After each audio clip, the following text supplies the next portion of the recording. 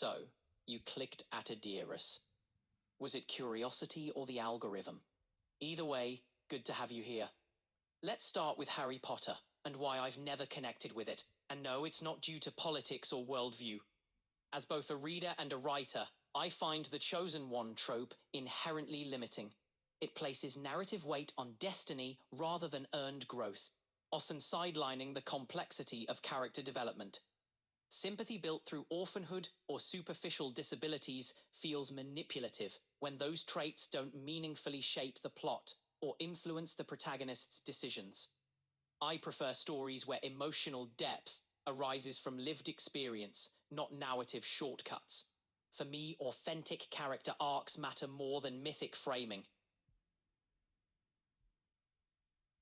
This is the most fundamental difference between Nureeva and Harry Potter. While Nureeva and Tangora may be classified as fantasy due to their tone and setting, they are, at their core, hard science fiction. Every element in the story is grounded in sound scientific principles, a demanding but essential foundation given the complexity of the world being built. On the surface, Nureeva may resemble Harry Potter, through its focus on a group of children, a fantastical school, hidden mysteries, and larger-than-life characters. But beneath that, it's driven by realism, systems logic, and emotional authenticity. I know saying everyone enjoys it might sound like a stretch, but so far, I haven't encountered a detailed critique that dismantles the story. If one's out there, I genuinely love to read it.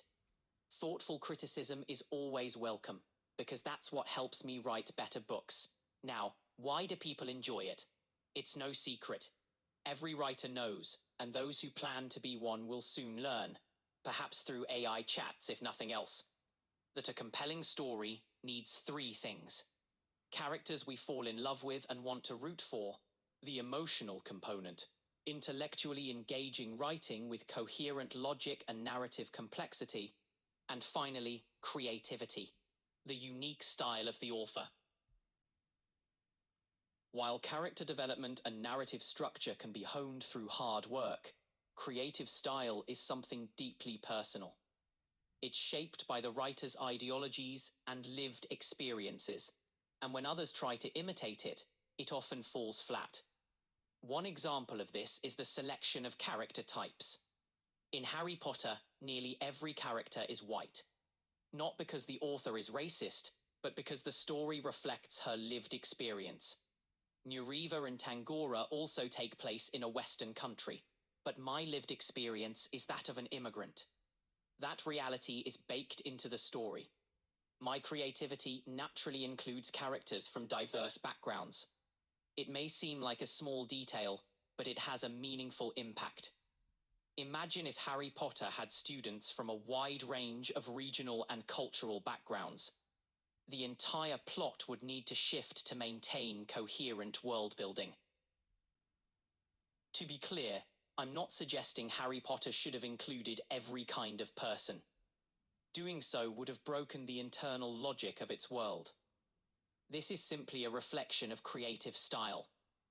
Another example of my creative approach is the inclusion of real-world events, like COVID-19, as devices to move the plot forward.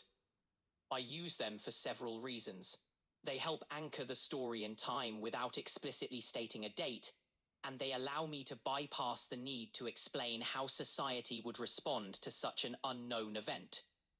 One final aspect of my creative style is that my characters are built in stone. They do not change. I know, this goes against conventional wisdom, where character arcs are considered fundamental. But in my stories, including Nureeva and Tangora, characters neither evolve nor transform the world around them. That's the point. It's part of my creative DNA. There's a lot more I want to share in upcoming videos, but for now, I'd love to hear what you think. Does this make the story compelling or too static? I'm genuinely curious.